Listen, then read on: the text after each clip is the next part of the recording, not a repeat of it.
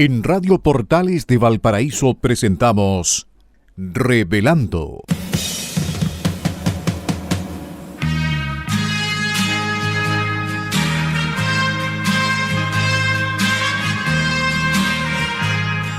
Un programa donde se abordan temas de actualidad, contingencia y la agenda cultural de la zona.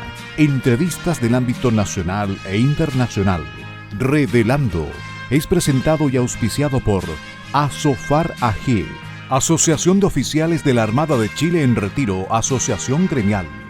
Con ustedes, Revelando en Radio Portales de Valparaíso.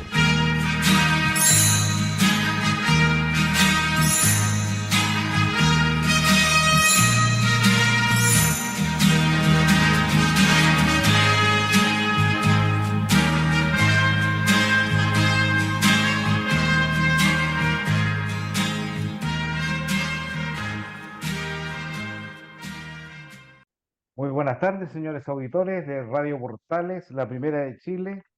Iniciamos un nuevo programa de Revelando, un programa transmitido de lunes a viernes de 18 a 19 horas. En esta oportunidad, Carlos Flores, que les habla, acompañado de mi estimado amigo y colega, don Juan Enrique Holguín, quien retorna al programa después de un viaje. De lo cual conversaremos durante el programa. En primer lugar, quiero darle la bienvenida a Juan Enrique y muy buenas tardes. Muy buenas tardes, estimados auditores de Revelando y de la Primera de Chile, Radio Portales de Valparaíso. Con mucho agrado me reincorporo al programa después de mi ausencia la semana recién pasada. Así que este jueves 24 de agosto estaremos con Carlos intentando entretenerles e informarles. Por mi parte, agradecer también a nuestros técnicos de Radio Portales que hacen posible que lleguemos a ustedes sin inconveniente. Así que muchas gracias a don Claudio Alvarado, don Luis Salinas, don Mario Salazar y por supuesto a todo el staff de ese prestigioso medio radial como lo es Radio Portales de Valparaíso, con su sede ahí en Plaza Aníbal Pinto. Eso, Carlos. Bueno, recordarle a nuestros auditores que este programa es auspiciado por la Asociación de Oficiales de la Armada en Retiro, ASOFAR AG, quien nos permite mantenernos en el aire durante bastantes años ya. Así que saludamos a nuestros auspiciadores, la Asociación de Oficiales de la Armada en Retiro, ASOFAR. Hoy, jueves 24 de agosto, un día donde ha aparecido el sol, después de varios días de lluvia, como todos hemos visto a través de la prensa y obviamente visto en nuestro clima. Así que en este programa conversaremos también sobre ese tema. Yo quería indicar que eh, don Juan Enrique Holguín nos va a hablar de un tema que corresponde a el tema que nosotros elegimos como editorial de cada programa. Juan Enrique, por favor. Por supuesto, Carlos, pero estimados auditores, Carlos, voy a hacer una separación inicial porque creo que mencionaste tú el mal tiempo, pero debemos hacer un saludo y un apoyo, aunque sea de palabra, a todas aquellas personas damnificadas o que han sufrido las inclemencias de este mal tiempo que azotó desde la zona centro hasta el centro sur y también con lamentables pérdidas de vidas humanas. Tenemos que hacer llegar las condolencias a todas las familias afectadas. Sin duda, un tema que va a quedar en carpeta y en el desarrollo de todas las noticias en los próximos días, porque viene un proceso largo y muy difícil para las familias afectadas de poder recuperar y tener muchas veces un lugar donde poder descansar y tener su hogar en condiciones dignas. Así que un saludo muy afectuoso y nuestros mejores deseos para la gente que está sufriendo estas inclemencias, los damnificados, y esperamos, como siempre, como lo ha hecho Chile, que haya la solidaridad que nos caracteriza. ¿No te parece, Carlos? Efectivamente, yo diría que nuestro país, acostumbrado a los desafíos que nos da la naturaleza en múltiples ámbitos, ¿ah? Yo diría que hay muy pocos años de la vida de Chile en que no haya alguna emergencia de la naturaleza, ya sea terremoto, tsunami, aluvión, incendios forestales, bueno, y podría enumerar una serie de otros eventos, ¿cierto? Hemos tenido hasta, hasta exceso de nieve en la zona austral, ¿no es cierto? Eh, que han producido muchos efectos dañinos y que son, diría yo, excepcionales en el tiempo en cuanto al clima. Así que yo quisiera decir, Juan Enrique, de que a pesar de que esta situación que se produce en el país, esta emergencia climática, que ha afectado desde Valparaíso hasta el Biobío, la zona centro y sur del país, bueno, siempre trae sufrimiento, trae angustia, trae dolor, trae pérdidas importantes. Pero sin embargo, nuevamente uno puede apreciar la esencia del pueblo chileno, ¿ah? Que se comporta cada vez que ocurren eventos de esta naturaleza con mucha solidaridad, con mucho apoyo, con pensar en el congénere, pensar en el vecino, pensar en el compatriota. Me parece que eso es algo que es necesario destacarlo porque es una característica que incluso es reconocida internacionalmente. La forma que tiene el pueblo chileno de levantarse ante cualquier catástrofe, eso término que se llama resiliencia. ¿Ah? Así que nosotros somos un pueblo combativo, guerrero, que se sobrepone hasta las catástrofes más grandes de la naturaleza. Recordemos que Chile tiene, ¿no es cierto?, el récord de tener el terremoto de mayor magnitud desde que se tenga registro. Así que estamos nosotros siempre con el ánimo, con la fuerza, lamentamos las pérdidas, le damos el saludo a las personas que están sufriendo, nuestro apoyo, pero todo el país está también en esa misma fase, queriendo ayudar, queriendo apoyar, queriendo salir adelante. Y no tengo ni una duda que vamos a salir fortalecidos una vez más ante las inclemencias de la naturaleza con nuestro país. Juan Enrique. Así es, no cabe la menor duda que el espíritu del chileno de corazón nuevamente apoyará para salir de esta situación a tantas familias damnificadas. Y dicho eso, hoy abordaremos un tema, yo creo que es bastante común en nuestra cápsula editorial y me parece que todas las personas estamos involucradas. Yo diría que eh, todos los días, de jóvenes a adultos, ejecutamos este proceso que vamos a comentar. Y muchas veces lo hacemos sin saber que lo estamos haciendo, ¿eh? Eso es curioso. Y me refiero a algo muy simple, estimado auditor, algo muy simple, a la acción de planificar, la planificación.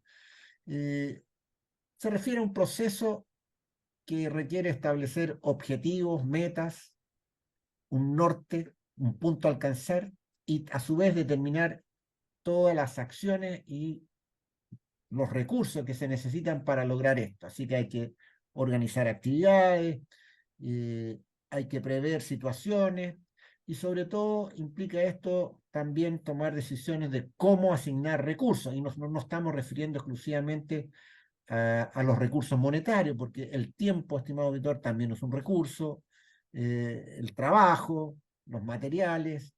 Así que para alcanzar las metas se requiere también utilizar esos recursos en forma eficiente y efectiva, que parece que es lo mismo, pero no es lo mismo, ya lo vamos a explicar. ¿No te parece, Carlos?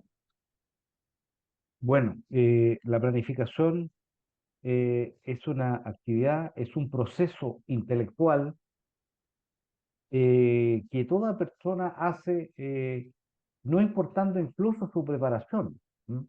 Su educación, porque yo diría que está en la naturaleza humana, es como mirar hacia el frente, mirar qué es lo que se viene por delante. Toda persona tiene aspiraciones, tiene sueños, toda persona tiene obstáculos que se le presentan en la vida. Bueno, hay personas obviamente que planifican su vida, planifican cómo enfrentar las dificultades, planifican cómo alcanzar sus sueños, planifican cómo avanzar, cómo desarrollarse, cómo crecer. Y todas esas actividades, ¿no es cierto?, es lo que encierra una planificación. Lo mismo ocurre en todas las instituciones, las grandes empresas, y no es así grandes empresas, en realidad todas las empresas, incluso las pymes, ¿ya? Eh, es necesario que tengan una planificación para tener claro cómo avanzar, cómo enfrentar los problemas. Todos tenemos ese enfrentamiento de que nada resulta fácil, al contrario, siempre hay obstáculos que hay que vencer. En el ámbito nacional, obviamente, el Estado es un ente que obligatoriamente debe tener este aspecto de la actividad humana que es la planificación. Eh, eh, y sobre todo, digamos, en un país como este, que hablamos al principio de que está siendo sometido permanentemente a desafíos de la naturaleza, terremotos, tsunamis, incendios forestales, y, y- y tenemos una larga data de experiencia de cómo enfrentar esta situación, porque las dificultades no indican en qué lugar geográfico de Chile van a ocurrir, ni en qué ámbito van a ocurrir, porque puede venir un terremoto, puede venir un tsunami o puede venir un incendio forestal. Sin embargo, se tiene una larga experiencia de errores y aciertos y cómo planificar. Existía hace un tiempo atrás, Juan Enrique, una organización estatal que se llamaba ONEMI, la Oficina Nacional de Emergencia. Entonces, que iba mejorando, iba optimizando, iba eh, eh, mejorando sus planificaciones y también sus acciones, cómo enfrentarlas, y llegó a un nivel muy alto, muy elevado. ¿Ah? Y ahora eso se cambió por otra organización que se llama CENAPRED, que en teoría debiera, si se cambió el nombre, porque yo me imagino que cualquier cosa no tiene ningún valor que un cambio de nombre, tiene que tener una organización más eficiente, más eficaz, como decía Juan Enrique, porque efectivamente tenemos que ir cada vez optimizando la forma de enfrentar estos desastres y cómo significa optimizar, cómo se traduce en llegar a tiempo, en primer lugar, a las emergencias, en que el Estado se haga presente para enfrentar las circunstancias, pero también en la etapa previa a los desastres naturales, porque hay que pensar qué es lo que hay que hacer para disminuirlos o evitarlos, porque hay muchas cosas que se pueden hacer y muchas pérdidas que se ocurren en este minuto porque no hay una planificación, ni siquiera hay una acción previa antes de la emergencia. No sé qué opinas tú, Juan Enrique. Bueno, acuerdo en esta oportunidad, Carlos, con tu comentario, no podría decir algo en contra. Sí, remarcar ese cambio de nombre de la Oficina Nacional de Emergencia eh, a este Servicio Nacional de Prevención y Respuesta ante Desastres. O sea, el esfuerzo en el nombre por lo menos se hizo bien claro. Hay que ser una etapa de prevención. Yo creo que ahí es donde lamentablemente nuestro sistema aún no da el ancho. Eso es triste decirlo, estimados auditores, pero es una realidad. Mm. Hay muchas cosas que pueden estar previstas, pero en el tema de planificación de largo plazo inciden a veces Mm. circunstancias ajenas a lo que es el método de planificar. Yo me refiero en este caso, probablemente Senapred necesita mayor cantidad de recursos que el Estado no le está asignando para poder hacer toda su labor como corresponde, sobre todo en lo que mencionaba Carlos y yo reafirmo, en la etapa de prevención. Tiene que estar, si ya han sucedido tantos eventos de inundaciones, de terremotos, ya debería estar todo preplaneado de qué hacer en caso de. Y yo creo que ahí hay un esfuerzo todavía por desarrollar. estamos al debe. Pero continuando con el tema de la planificación, yo quiero destacar aquí también lo que mencioné al inicio, eficiencia y eficacia, que como que suena parecido, estimado auditor, pero no lo es. La eficacia se refiere a si se está logrando la meta que se quería alcanzar, porque a veces la gente planifica una cosa y llega a un resultado distinto al que se esperaba. Entonces, eso se llama eficacia cuando uno alcanza la meta que se quería lograr. Y la eficiencia tiene que ver tiene relación más con el uso óptimo de los recursos. Y cuando hablamos de recursos, como ya lo mencionamos, no solamente del recurso monetario, también del recurso tiempo, materiales, energía, mano de obra, etc. Así que ahí la pregunta es, para saber si estamos siendo eficientes, ¿estamos utilizando los recursos de manera óptima para lograr los objetivos? Y bueno, yo creo que con eso podemos dar por terminada esta cápsula, Carlos. No sé si quieres agregar algo más, porque seguramente en la segunda parte nos vamos a referir a algunos detalles mayores sobre el tema, Bueno, ¿no? sí, solamente agregar, Juan Enrique, de que, bueno, no solamente esta planificación tiene que ver con Senapred, o con los organismos involucrados en los desastres, sino que en toda la planificación del Estado, las, yo diría que las organizaciones de ciudades, ¿ah? Eh, los, eh, eh, los planes reguladores deben ser claros para evitar desastres. No debe construirse en lugares que tengan riesgo. ¿Ah? Y los lugares con riesgo se sabe cuáles son. Se sabe, ¿ah? Aquellos que están cerca de los ríos, de los esteros, se sabe quiénes están cerca de la costa, se sabe quiénes están al borde de un cerro, etcétera. Hay mucha evidencia que dice cómo debe estructurarse el país. Y las ciudades, ¿no es cierto?, deben cooperar también, deben cooperar en esta prevención de los desastres. Deben tener evacuaciones claras, precisas, deben tener acciones que se debe hacer ante una forma, la evacuación debe estar planificada, no debe ser espontánea, sino que debe estar planificada. Y lo otro, lo último que quiero agregar, Juan Enrique, es que el músculo más poderoso que tiene el Estado para enfrentar esto son las Fuerzas Armadas.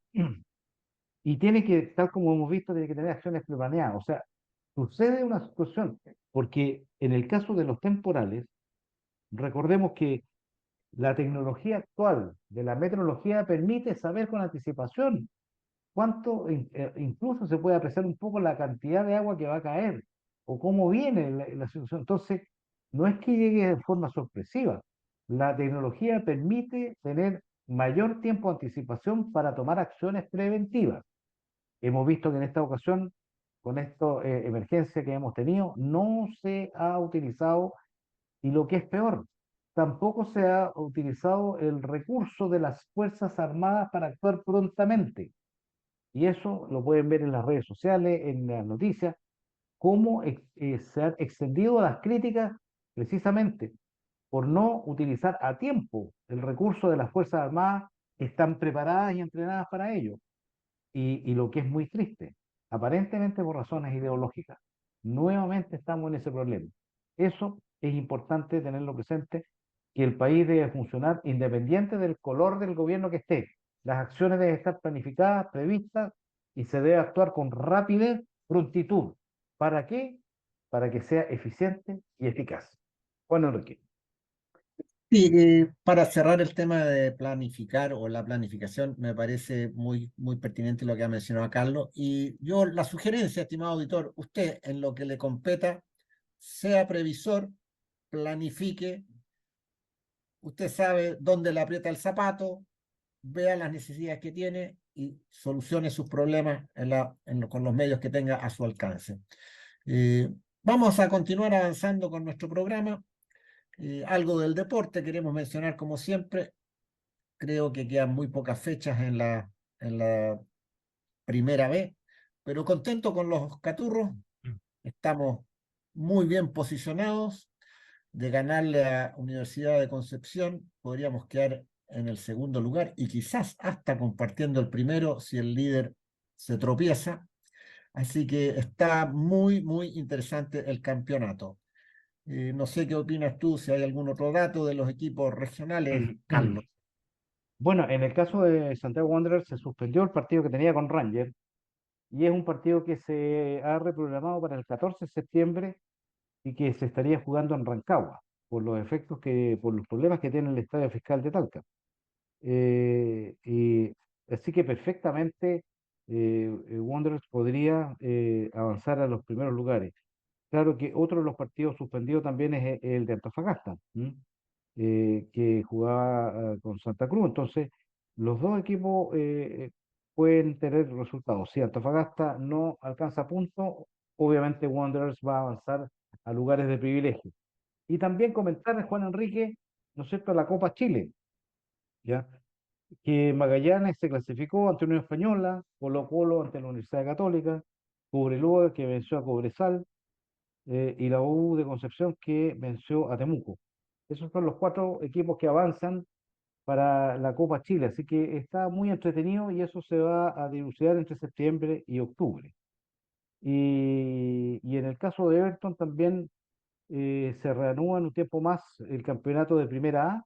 Everton está en quinto lugar y enfrenta a Ñublense en la próxima fecha.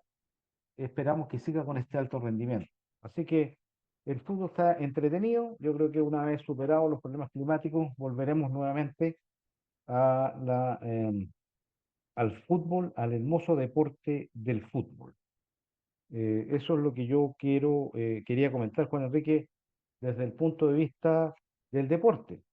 Pero yo no quiero dejar pasar estos minutos, Juan Enrique, sin preguntarte cómo te fue en tu viaje al norte, porque creo que siempre es una buena experiencia, es una zona muy hermosa, y bueno, y me parece que tú disfrutaste de mucho allá.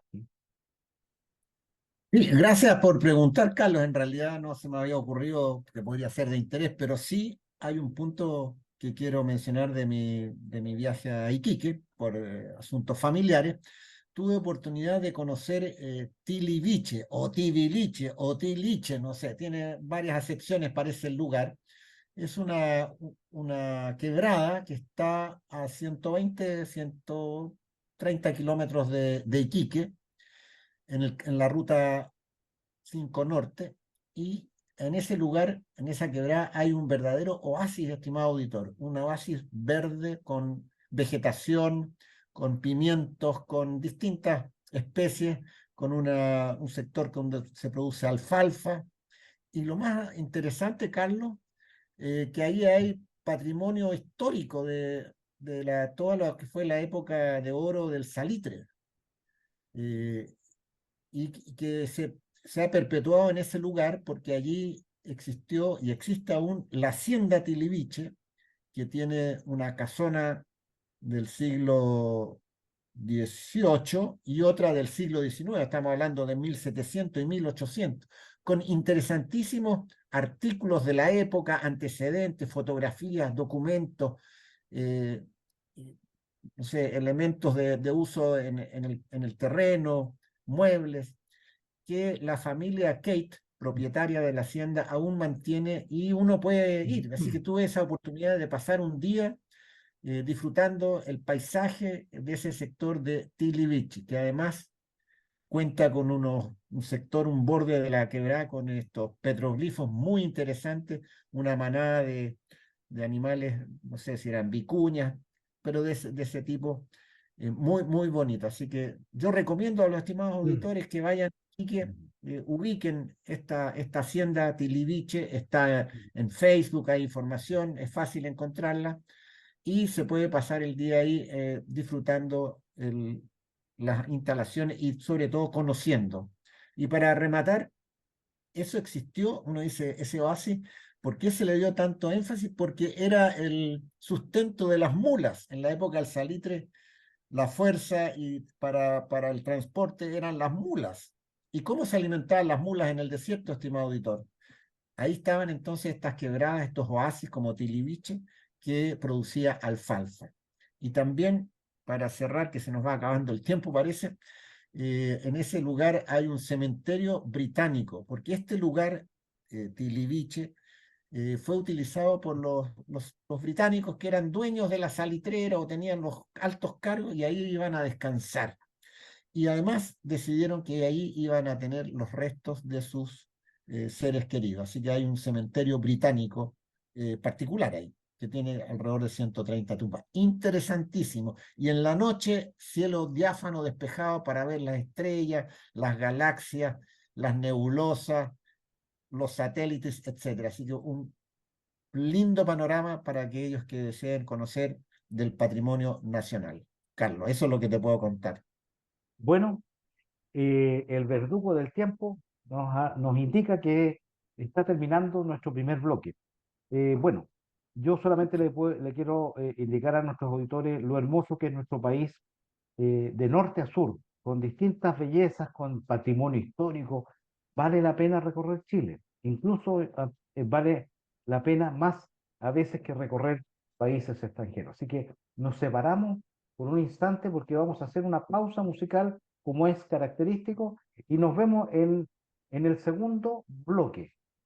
Juan Enrique, nos vemos hasta más rato. No nos abandone, ya regresamos.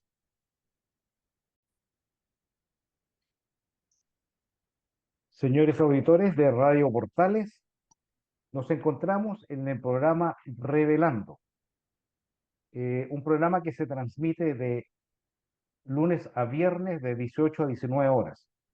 Un programa de entretención donde participan distintos panelistas, pero en el día de hoy, jueves 24 de agosto, me encuentro acompañado de don Juan Enrique Holguín y Carlos Flores, que les habla, que continuaremos nuestra conversación con ustedes.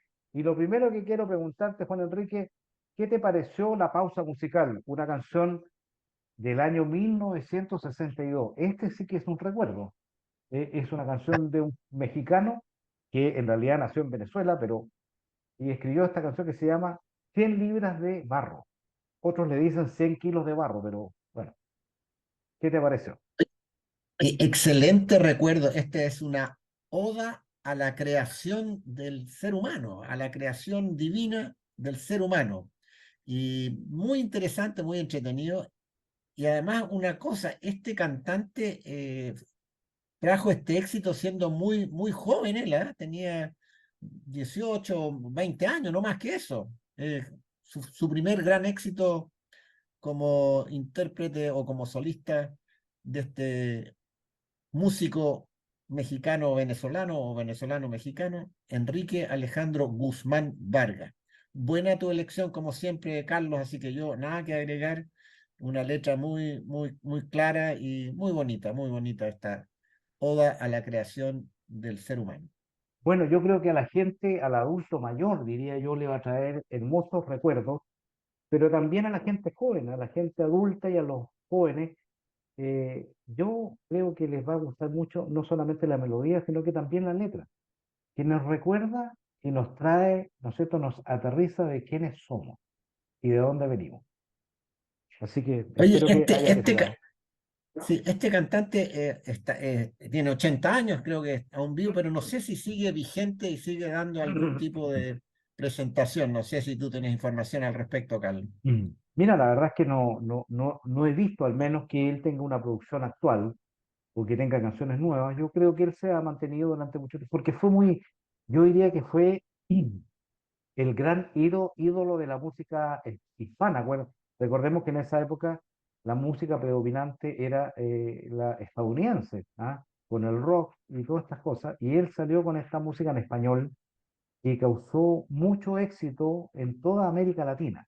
Y después tuvo otros más, obviamente, pero este lo consolidó y bueno, él compuso esta canción que tiene una letra muy hermosa y muy simple pero hermosa. Así que bueno, yo espero que nuestros auditores la hayan disfrutado. Juan Enrique. Así me parece. Yo creo que fue una buena elección. Bueno, vamos a pasar ahora a otro tema que hemos Ujú, estado teniendo dentro de nuestras cápsulas, que es la memoria histórica o la verdad histórica, como la ujú, menciona muchas veces Carlos. Y es recordar lo que sucedía precisamente hace 50 años, como está en el ámbito, en la escena, en el contexto actual. Hacer este recuerdo de los 50 años, creemos que es importante ir viendo qué estaba sucediendo en una fecha como hoy o cercana a estos días el año 1973. Recordamos, si no me equivoco, en uno de los programas debe haber sido el 10 de agosto, el último que estuve, hablamos del último cambio de gabinete o el gabinete este de la salvación o de la seguridad nacional que ujú, instauró Salvador Allende al nombrar a los comandantes en jefe del ejército, de la marina, de la Fuerza Aérea y de Carabineros en cargos de ministro. En la Defensa Nacional al general Carlos Prats, en Hacienda al almirante Raúl Montero, en Obras Públicas y Transporte al general César Ruiz Danjó y en Tierras y Colonización al general director de Carabineros José María Sepúlveda Galindo. Esto ocurría, amigos auditores, el 9 de agosto y el 18 de agosto o el 17, no tengo bien claro, ya renunciaba el general César Ruiz Danjó por no poder cumplir sus cargos, ya que había sido sobrepasado por el subsecretario que tenía en el Ministerio de Obras Públicas en algunas declaraciones. Mire, 9 días, así se vivía esa época. Carlos, ¿tienes algún recuerdo, algo que agregar? Bueno, en realidad es mucho, son muchos los recuerdos, porque hay que tener presente de qué es lo que influyó o qué es lo que provocó que comandantes en jefe de la Fuerza Armada, o sea, la máxima autoridad de cada rama, fueran ingresados al ministerio. Usted comprenderá que desde el punto de vista constitucional, ¿no es cierto? Las Fuerzas Armadas no están llamadas a integrar un ministerio o un gabinete de un gobierno, pero esto se debía a que la situación estaba en absoluta evolución, ¿ah? Porque estaba en una situación de caos. Lo que se estaba previendo se estaban produciendo demasiados abusos, ¿no es cierto?, de grupos paramilitares que estaban operando en Chile. Eh, eh, Recordemos que el día 22 de agosto, o sea, hace 2 días se cumplió el aniversario, la Cámara de Diputados dio, ¿no es cierto?, una declaración donde, eh, eh, valga la redundancia, declaró que el gobierno de Salvador Allende era inconstitucional y no cumplía las leyes, no cumplía las resoluciones judiciales, estaba absolutamente fuera de la legalidad. Y eso fue de toda la Cámara de Diputados de la época. Y que, digamos, es evidente que hace 2 días ocurrió un hecho bastante insólito en la Cámara de Diputados actual, ¿no es cierto? Donde se votó leer, ¿no es cierto?, ese documento histórico, que es un documento real, pues, es un documento que existió, que fue emitido, que fue declarado y que fue publicado, y la izquierda pidiendo que lo borren. Entonces, cuando por votación actual, ¿no es cierto?, se determinó leerlo en ese aniversario que cumplía 50 años, la izquierda hizo todo un escándalo para evitar que se hiciera.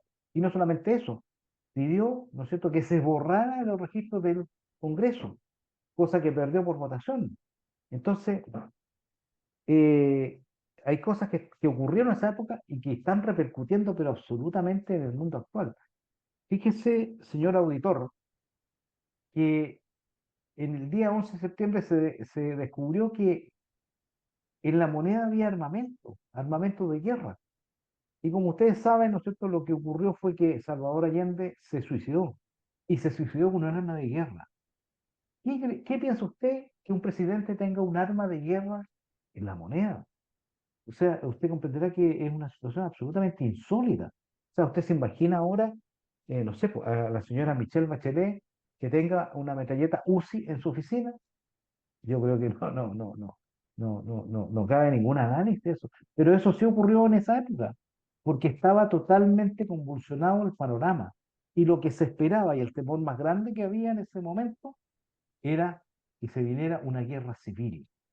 Y todo el mundo pedía que alguien hiciera algo. Todo el mundo se miraba así cuando usted está en una emergencia y dice, oye, que alguien haga algo. Bueno, la gente estaba así en ese momento.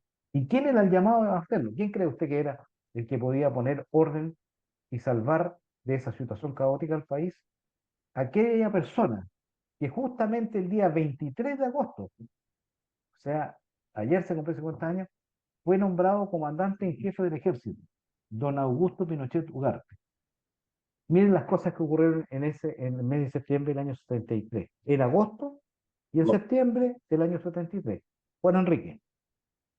Oye, y además agregar que la situación caótica que vivía el país era transversal, o sea, a toda la ciudadanía e incluida también las Fuerzas Armadas. Y eso fue el motivo que gatilló la renuncia del general Carlos Prats, precisamente el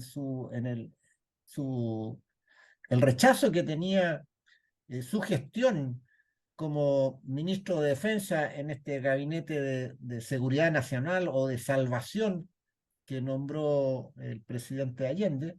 Y bueno, se dio cuenta el general Prats, yo debo reconocer ese aspecto, se dio cuenta que él estaba produciendo un quiebre al interior del ejército en ese momento. De hecho, los escritos dejan claramente establecido que lo motivó finalmente a esto fue a renunciar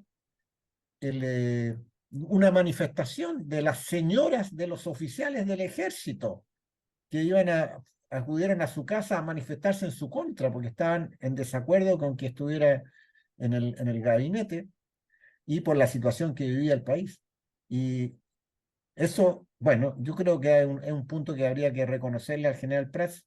Él visualizó que estaba produciéndose un quiebre y llevó entonces a que él determinara renunciar y asumiera, como bien dices tú, el general Augusto Pinochet.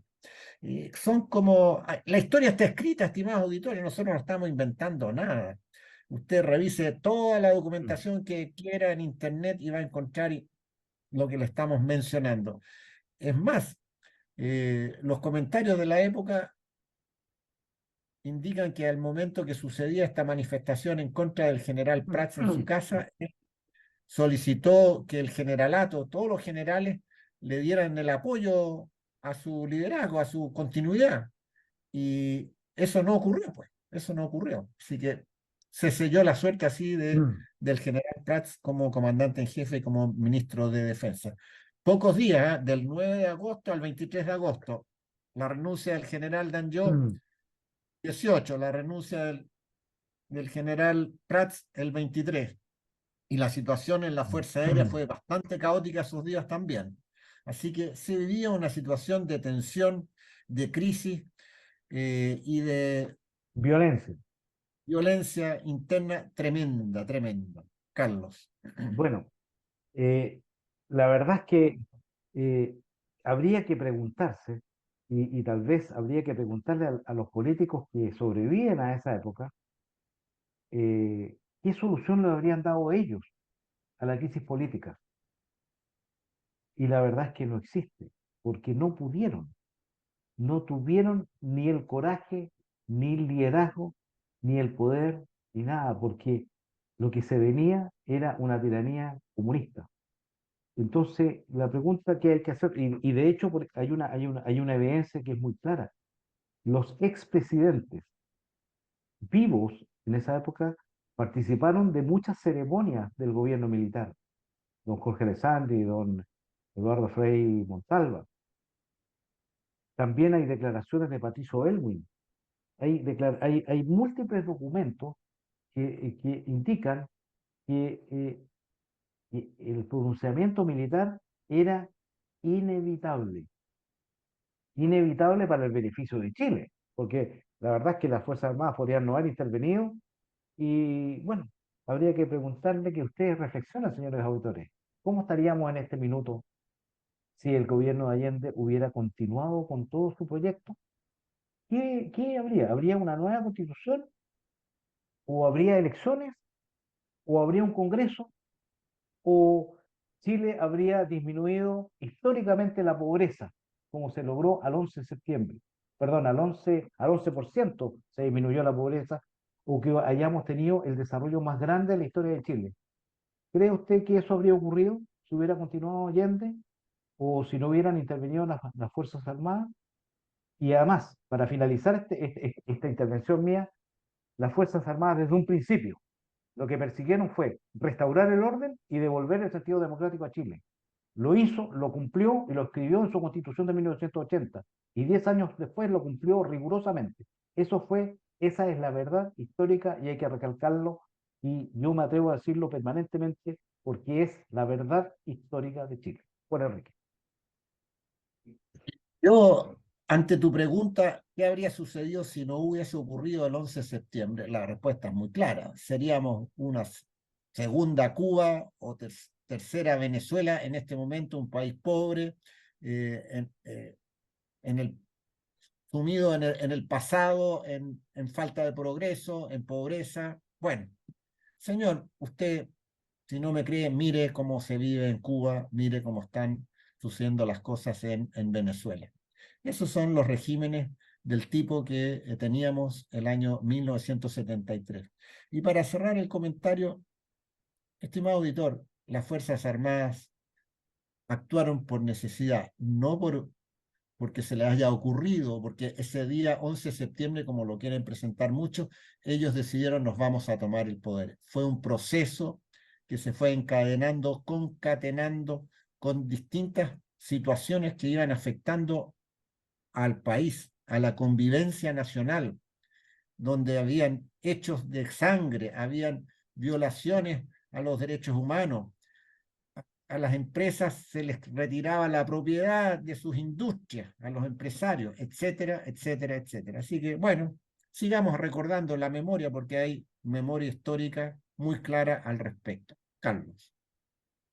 Bueno, la verdad es que uno puede hablar mucho sobre esto y seguramente en los próximos programas algo diremos, algo comentaremos, porque en ese mes se ocurrieron muchas cosas, ¿ya? Y la más importante y gravitante para el futuro de Chile fue el 11 de septiembre. Si nosotros perfectamente desearíamos haber tenido un país que nunca hubiera tenido un quiebre democrático, que siempre hubieran seguido los presidentes eligiéndose y un país que progrese. Eso es lo que todo el mundo decía. Pero ¿qué pasó? Apareció una persona, con Salvador Allende, que quiso cambiar la historia y las Fuerzas Armadas se lo impidieron. Así que creo que eso es eh, la conclusión más importante que hay que tener. Yo quiero también, Juan Enrique, traer a colación en los últimos minutos que nos quedan del programa, porque hay una propuesta que está y que lleva, que es un anhelo nacional de mucho tiempo, que es mejorar las pensiones. Y resulta que el gobierno ha buscado y lo quiso incluso constitucionalizar, ¿no es cierto?, en la propuesta, en el mamarracho que todo el mundo le llama así, que las pensiones fueran en un sistema de reparto y con un control absoluto de los fondos por parte del Estado y que los trabajadores tuvieran un aporte nomás, ¿ya? No eran propietarios, no eran nada, era un aporte nomás que daban para que el gobierno pagara las pensiones que pudiera hacer, ¿ya? No había un valor de una pensión garantizada, no había un valor. Cuando usted que actualmente tiene una FP, se ha cotizado poco, va a tener una pensión bajita, pero sabe cuál va a ser. Si usted ha cotizado mucho, ya mucha plata, a lo mejor tiene una mejor pensión, pero usted sabe cuál va a ser. No depende de alguien que le diga, mire, yo te voy a pagar esto de pensión, sino que depende de usted mismo, de su esfuerzo. La propuesta que hace el gobierno es volver al sistema de reparto, pero como no ha podido por razones, ¿no es cierto?, políticas, ¿no es cierto?, porque la gente se opone, quiere destinar el 6% adicional a, a un fondo estatal de reparto.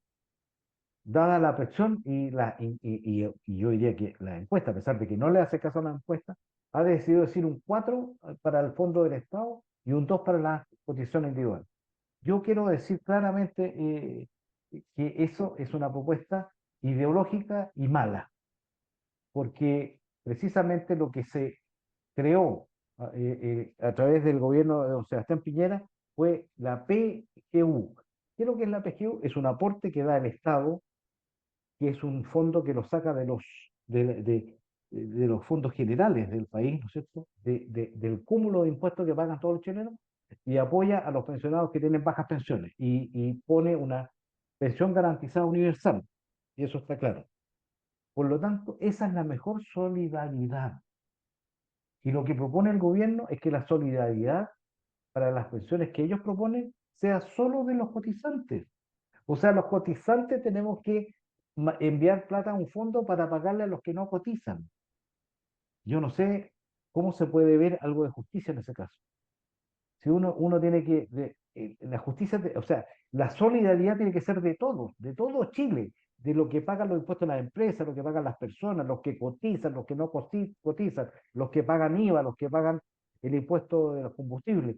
De ahí tiene que salir la solidaridad porque el Estado completo tiene que ser solidario con las personas que tienen bajos, no los cotizantes, que son los que hacen un gran esfuerzo para tener una mejor pensión y cotizar lo más que puedan, pero le quieren quitar un 4%. Me parece insólito.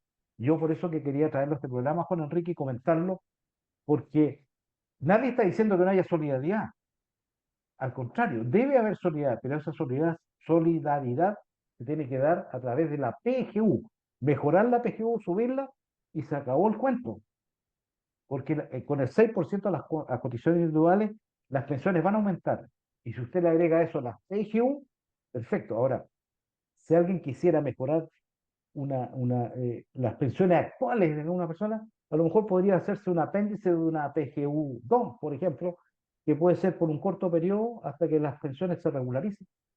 Pero el hecho de que los cotizantes tengan que poner fondos para pagarle a los que no cotizan o a los que tienen laguna, me parece de una justicia enorme, de una injusticia enorme. Juan Enrique. Bueno, esto de la reforma previsional, estimados auditores, tiene muchas aristas que de repente uno es difícil mostrarlas para que usted se dé cuenta si va a ser realmente positiva o no para usted.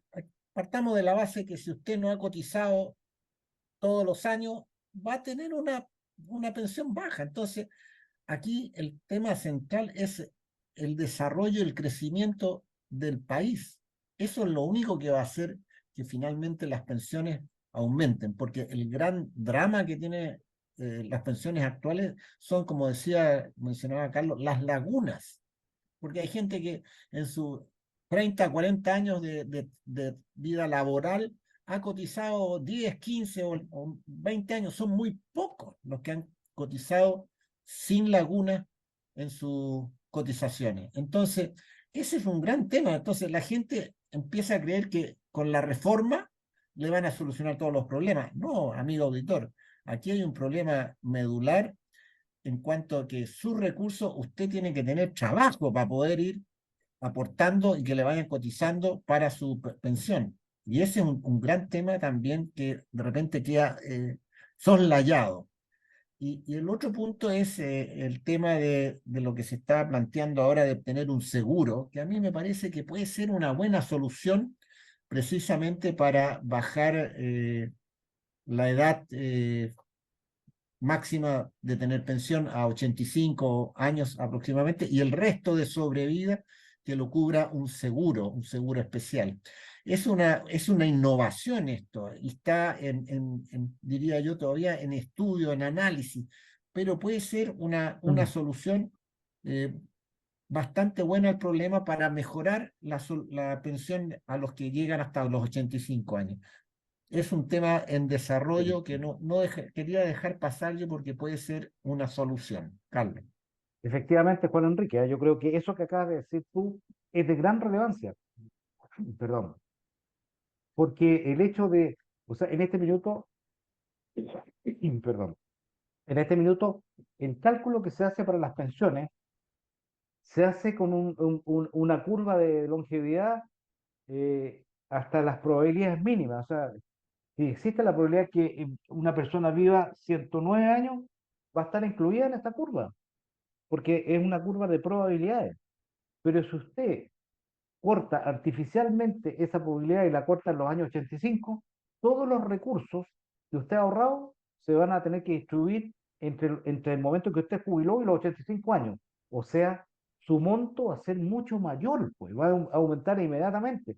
Ahora, lo que sí, puede haber un gasto adicional que va a ser el pago del seguro, que no, yo no podría decir, no sé cuánto será el cálculo, porque habría que, y eso tendría que irse modificando en el tiempo, porque las personas actualmente se están muriendo a los 80 años, ese es el promedio, pero a lo mejor en 15 años más va a ser a los 100.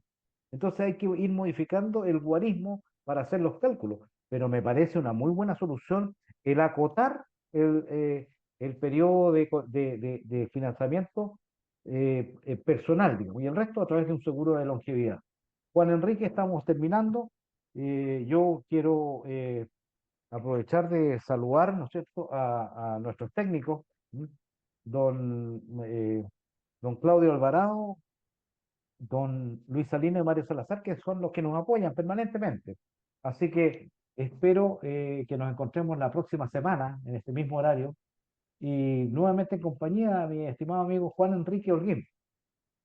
Así que yo me Así es, despido. Muy buenas tardes, señores auditores, y nos vemos próximamente. gracias, Carlos, estimados auditores, muchísimas gracias por su sintonía y esperamos vernos como siempre el próximo jueves en este mismo horario de 6 a 7 de la tarde, pero recuerde, Revelando es de lunes a viernes.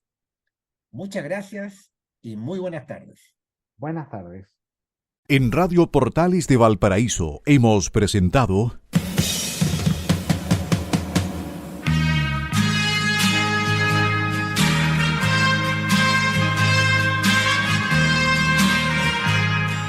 Revelando, un programa donde se abordan temas de actualidad, contingencia, entrevistas del ámbito nacional e internacional. Revelando es presentado y auspiciado por Asofar AG, Asociación de Oficiales de la Armada de Chile en Retiro, Asociación Gremial. Sintonícenos en un próximo programa. Buenas tardes.